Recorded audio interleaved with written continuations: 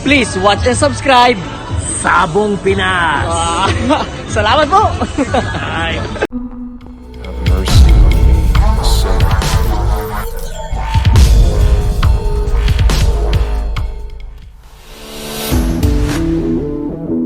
Magandang araw sa ating lahat mga kasabong. Ayun, nandito na tayo sa episode 8 ng ating Sabong Pinas YouTube channel. Pero syempre, nagpapasalamat pa rin kami sa lahat ng mga sumusubaybay, yung mga subscriber natin dyan. Maraming salamat sa inyo. Palakpakan nyo ang inyong mga sarili! Ayun mga kasabong, wala po muna tayong shoutout ngayon dahil gagabi na, magdidilim na. Meron lang po tayong sasaguting katanungan mula kay Jim Kumboy ng Negros Oriental. Kasabong, meron po akong 15 piraso na sisiw. Ito po ay 1.5 month na, pero hindi ko po malaman kung ito po ba ay babae or lalaki. Posible po kaya na malaman ito kung ito po ba ang sisiw ko ay babae or lalaki, para po mas maalagaan ko po yung mga lalaki at alisin ko na po yung babae. So ayun mga kasabong, napakagandang katanungan yan para sa ating mga backyards breeder. Mga kasabong, kung sa mayroon po kayo na kagaya po niya na katanungan, mga kasabong, kinalulungkot ko, hindi po natin masasagot yung 1.5 month old na sisiw. Pero ito po, dahil medyo malapit po tayo sa katanungan niya, malalaman po natin kung babae or lalaki ang isang sisiw. Ito po ay mas malalaman po natin day old hanggang 5 days old mga kasabong. Ito po, ituturo po natin kung paano po natin malalaman yung ating sisiw na babae or lalaki. Pero ito po mga kasabong, mas madali pong malaman sa day old hanggang 5 days old po mga kasabong. So, kukuha na po tayo ng ating sample para malaman kung babae or lalaki ang ating sisiw. Maraming salamat sa katanungan mo, Jim Kimboy. So ayun, paring Kimboy, meron tayong i-testing dito na ating 5-day-old na chicken. 5 days old na chicken, na sisiw pala. Ayan mga kasabong. Kasabong, 5 days old pa lang po ito mga kasabong ha. Susubukan po natin na pag itinaas po siya, ay napalo po siya pataas, yun po, siya po ay lalaki. Subukan natin ha kasabong. So yun kasabong, pumapalo po siya pataas. Sign po, siya po ay lalaki. Yan ha, first step po kasabong ha. First step ng pagpili kung babae or lalaki. Ito makakatulong po sa lahat ng mga gustong magtipid sa patuka. Ayan, pwede na po natin pagbukod yung babae or lalaki.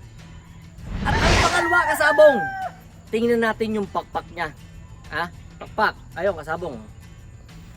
Pag yung primary feather niya ay mas mahaba yung secondary feather niya, siya po ay lalaki. Pero pagka po binuksan mo yan, siya po ay pantay-pantay, mga kasabong, babae po yun.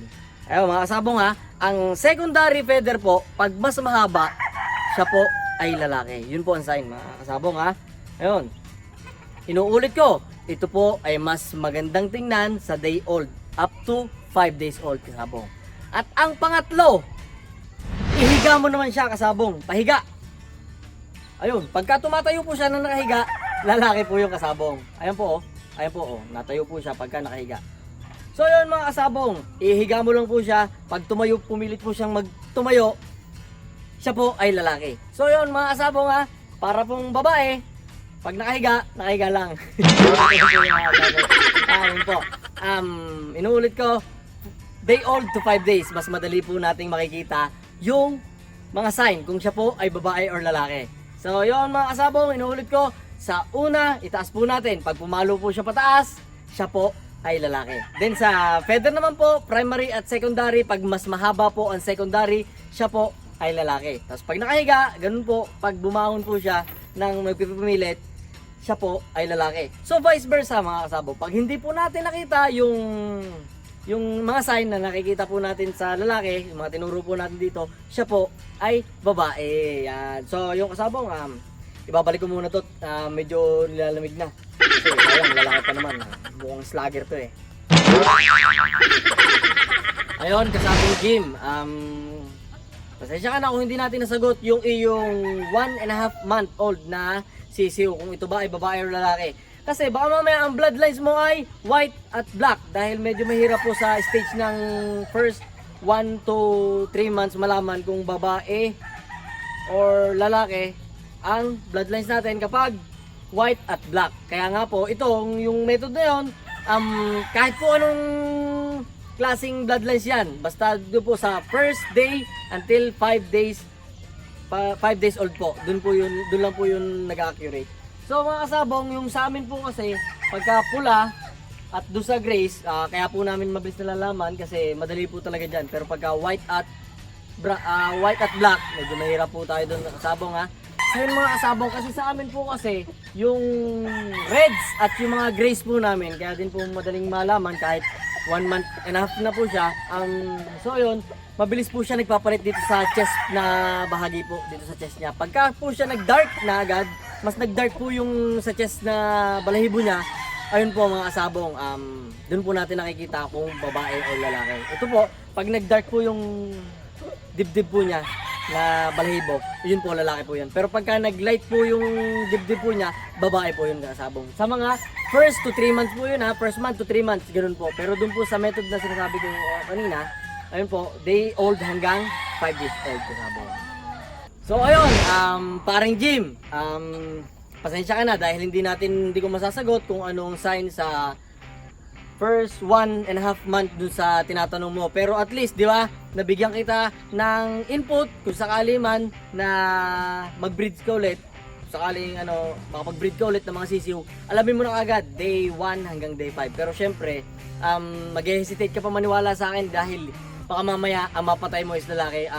Subukan mo lang, paghiwalayin mo yung babae or lalaki, tapos tingnan mo kung siya ba ay accurate or hindi. Nasa sa atin na po yan kung maniniwala po tayo or hindi. Pero maraming salamat sa katanungan mo dahil sa panahon ngayon, marami nang napipisa na itlog. So malalaman na nila kung babae or lalaki yung kanilang palalakihin. So kasabong, maraming salamat sa katanungan mo at sa mga gusto pang magtanong dyan, mag-message lang po tayo sa ating Facebook fan page. Siyempre, paki-like po. At siyempre, huwag nating kalimutang mag-subscribe and don't forget the hit the bell button mga sabong sa ating Sabong Pinas YouTube channel. So, pasensya na po.